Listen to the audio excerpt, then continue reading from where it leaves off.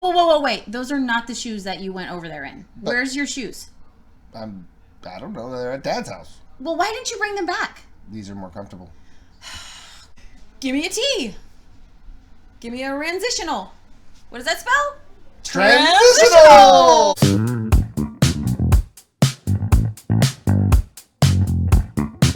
Boop, boop, boop, boop, boop, boop. I'm Mindy.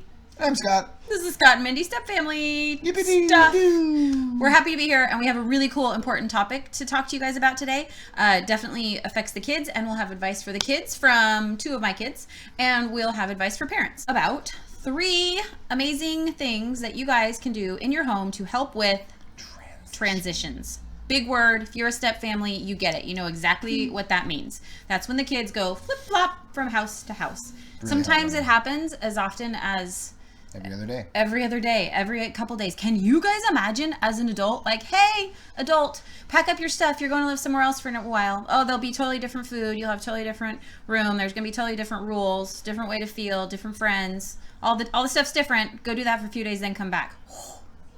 So hard on the kids. Really hard. Yeah. The first one, time. Okay. So when are you going to receive the kids?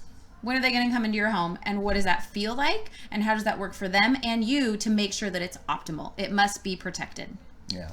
I know most parenting schedules, there's a very strict time, probably a very specific way that you do that transition. And the more rigid that is, the more you have to protect it and make sure that you, as the bio parent, are the one in that transition. I know sometimes, it gets soft and flexible, and you think, oh, my spouse can just, receive my kids. I can't be there, but, it'll really, every time that's happened to us, it's not gone terrible every time. There's been times because of that it's gone off the rails. It's just pretty not quick. as good.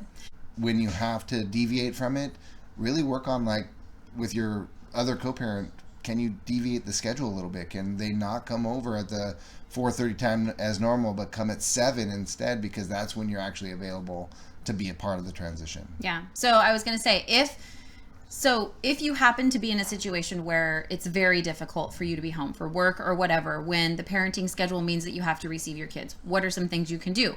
First of all, talk to the other co-parent and try to move that time space around. Second of all, tell the kids. Let them know what to expect. I won't be there, but I'll be home at this time. This is what's going to happen.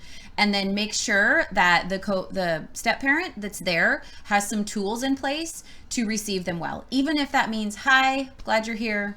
Here's a bowl of nachos. Go watch TV till dad gets home. That's okay. It's really okay. Pizza and give works them too. grace, or pizza. Give them grace to do whatever they need to do with your kids until you're there to receive them and help everybody settle in. So, That's really good.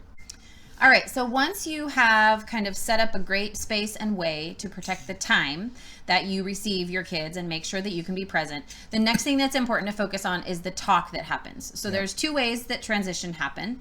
The first one is that maybe you get to pick up your kids, which Scott does a lot. Okay. So he's got a couple of tips on how to do that well.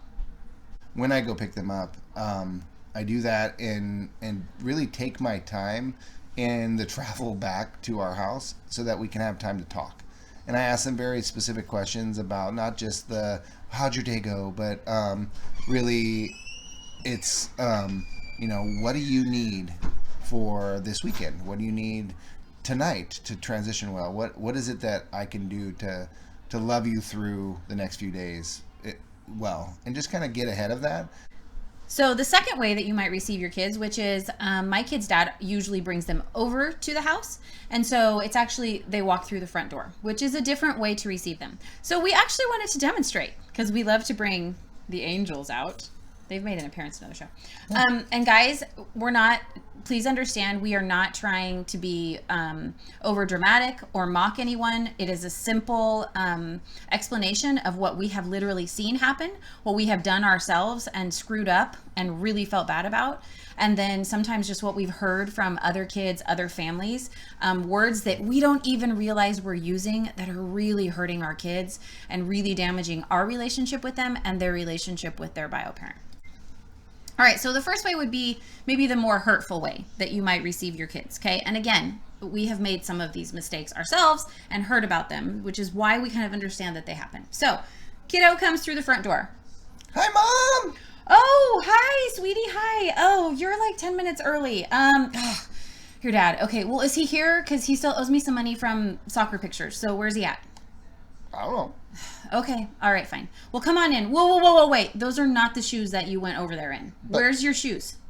I don't know. They're at Dad's house. Well, why didn't you bring them back? These are more comfortable. Great. Fine. Okay. Where's your brother? He's at his friend's house. At his friend's house? Yeah. That's not... He's supposed to be here with you. I need the friend's number. I gotta go get him right now. I don't know his number. Okay, fine. Whatever. Well, welcome home. Come on in. Fine. I'll go figure it all out. Okay. Okay. Don't talk about their clothes. Just let them wear what they want back and forth. They leave in clothes. They come back in clothes. And it doesn't even matter if they're dirty, filthy. Who cares? Do not die on that say, hill. Hey, how are you? Can you imagine It's walking... like you had some fun today. Yeah. Can you imagine walking up to your parent and having them go, those aren't the right clothes and you're dirty and you look rah, rah, terrible. rah. Oh my No, gosh. Not good. Okay. It happens. So don't talk about the clothes and the stuff going back and forth. Do Raw. not talk to them about money and what's going on with their family. That's an adult topic for the adults to No discuss. adult topics. Okay. They are not messengers between you and your exes. So true. Do not talk to them about schedules. Did you get my text? No. Why weren't you at so-and-so's house? Why didn't you respond to... Oh my goodness. When they go to the other parent's house, leave them alone. Text them hello and I love you. That's Yeah, it. hello, I love you. If you need me, I'm here. They will reach out to you. Let them be still. Okay, so that was a example of maybe the not so nice way. Very hurtful for your kids. Let's do maybe a better way, okay? So we're like, what, 9 years into blending, and I think we might be getting this right by now. Most of I'm the not time. sure. Every So time. something like this. Hi, Mom! Hey, sweetie, welcome back. Oh, Give me a big that's hug. so good. Oh, that feels so good. Okay, pause. Love you. I miss you. Don't be the unhugger. When your children are hugging you, you keep hugging until they tap out. Seriously. It's so great to see you. How was your weekend? It was really fun. We had a good time. Dad took us to like the park all day Saturday. We ran around. Then we went to like the parkour place, and then we like rode bikes up and down the thing. And Oh, then my we went to like the trampolines thing and like jumped for like 2 hours. I did backflips. Dude, this guy taught me how to do like 3 backflips in a row. It was really cool. He loves to spend time with you like it was that. so cool. We ate out at like Red Robin's and Dickie's. I love that place. It was so awesome. You had a great weekend. I'm so happy to hear that for you. Well, come on in. Let me help you get your stuff settled. What can I do to help you settle back in? I'm just really tired. I really like. Can I watch TV? Sure. Yeah, whatever you need. You want me to bring you a snack or something? Head on. Come on in and get settled. That would be really good. Do you Thank know, you, Mom. Sure. Do you know where your brother's at? I think he went to his friend's house. Oh, right. Okay. Yeah. Okay. I'll talk to Dad about it. I love you. Cool. Thank Okay, you. Love you're you. welcome. Mwah. Mwah. Okay.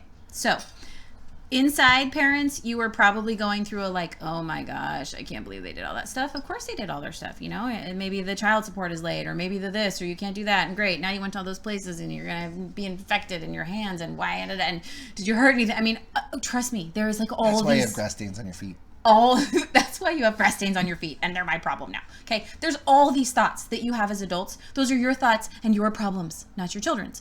So when they come in, did you see the joy, how loving and accepted they felt just to hear, here's what I did? And they're kind of almost telling you with this anticipation of like, are you gonna be happy for me? And there's like this weird space, and that's when you get to say, yes, I love what you love, and I am so happy for you. And even if you don't maybe know where the friend is or why the brother was supposed to be there, you just say, okay, not their problem. They can do nothing to help with that problem. So it's a lot of welcome back, not welcome home. They have 2 homes. It's a huge embrace. It's what do you need to settle in well? How can I love you? What are your favorite things? And then you give them space. Yep.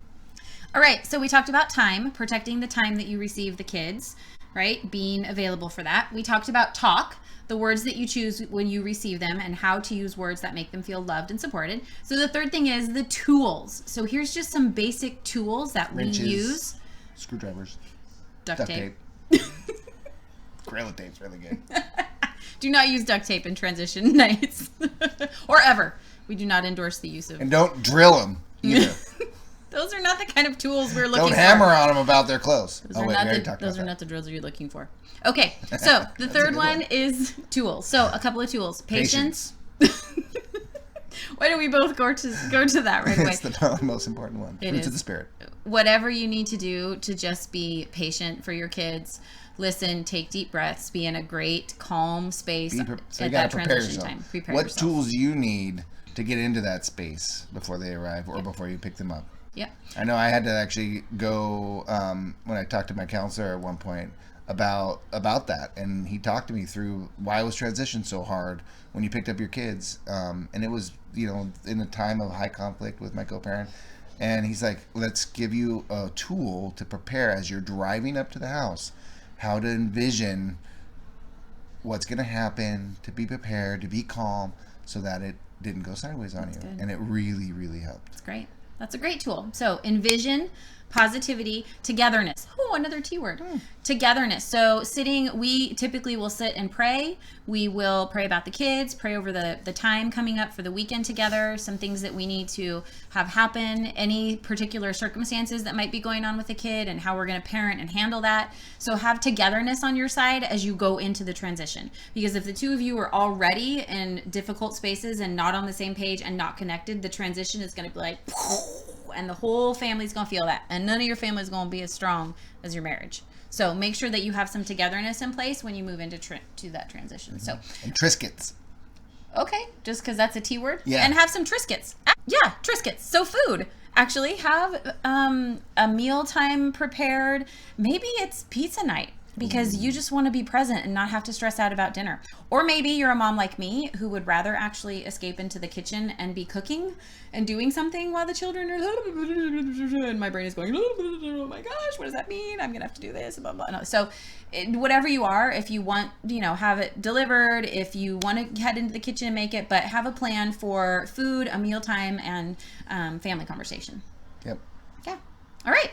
So those were the 3 things that we wanted to share with you: time, talk, and tools. a couple of tools that you can use to make your transition nights better. We hope that you guys found this helpful. Transition nights are really challenging, and it took us quite a few years to figure out. I mean, just going to bed exhausted and angry at each other and angry at the kids, and then we'd stop and go, what were we doing? Like, clearly what we're doing is not working. And spend a little time together the next day or a couple days later, yeah. talking about how did transition go this time. Even ask your kids, how did transition go this time? So that you can keep learning and improving, because the better you make it, it's just better for your whole family. Yeah. Speaking of kids, talking to them, learning and growing, we actually have a couple of kids that are going to share a few pieces of advice. Tips from the kiddos. Tips. This is my son, Austin. That is How old are you? I am 28. He's 28, going on 29 and 3/4. So we're talking today, buddy, about what it's like to have 2 homes and go back and forth. Do you have advice for kids or parents on that subject? For kids, it would be that it will be probably hard because you will be learning 2 different ways of, they will be parenting you 2 different ways. So it'll be hard to get used to it. And one of the things is that one might be a little more calmer with you, one might want to understand, one might just want to get through it easy. And you just have to be able to just say, okay, and move on with it. And because if you start a big thing, it's just going to get harder and harder. That's good advice, to just learn to be resilient and calm. How do you do that? What tools do you use to get through those moments? Well, just when I'm at Dad's house, sometimes he'll parent differently, and the key is to just say, okay, or I understand. And so you don't want to put it in a way, though, that you're just trying to get through it. You want to actually put it in a way that understands it, and you want to try to understand. Oh, so saying an affirming word like, okay, I understand, just calming the conflict. That's a big thing for a kid to have to. It's real life skills learned at an early age. That's true. Because it's not his fault that he parents differently. Yeah, you're right. It's or that we parent differently than him, and they're the right or wrong. It's just different. Just like if I was at his house more, I think you parent weird. That's a good point. High five. Thank you for sharing and being here. We appreciate that. Yes. If you think of any other tips, come find us. This is my beautiful daughter, Avery. Hello. Scott's stepdaughter. Hello, Avery. How are you? So would you share a couple of tips today? Our video has been about what it's like to be a kiddo that has to go back and forth between homes. Very difficult. Is that can you just share a little bit about what that feels like? Um, Advice? yes. Well, it's definitely hard because it's a lot of people are like, oh, you know, I go home, my parents and all that stuff, and you sometimes have to make excuses like, oh, I'm at my dad's house, so I can't come over right now, or oh, I'm at my mom's house, so I can't come over right now. And that's really hard to feel like you have restraints in a house, that especially like if you have we're gonna make plans with somebody that you like really want to make plans. Makes you feel like you're kind of singled out, like you can't It's just. hard to make plans, huh? Yeah. Yeah. What about tips for kids that have to go back and forth? Like things that you take, a way that you come and go, that like a routine that you like. Try and get as many things that are you can like buy at the store at the other person's house, that like at both houses, because it's kind of hard to like bring everything that you need to one house. So that's helpful. Have like copies of both. Yeah. Things, yeah. Mm-hmm. Yeah. Except for like the super special blanket. Yeah. Stuff like that. Cool. Well, thank you, Avery. You're welcome. Thanks for sharing today. And the final T word is thank you. Thank you very much.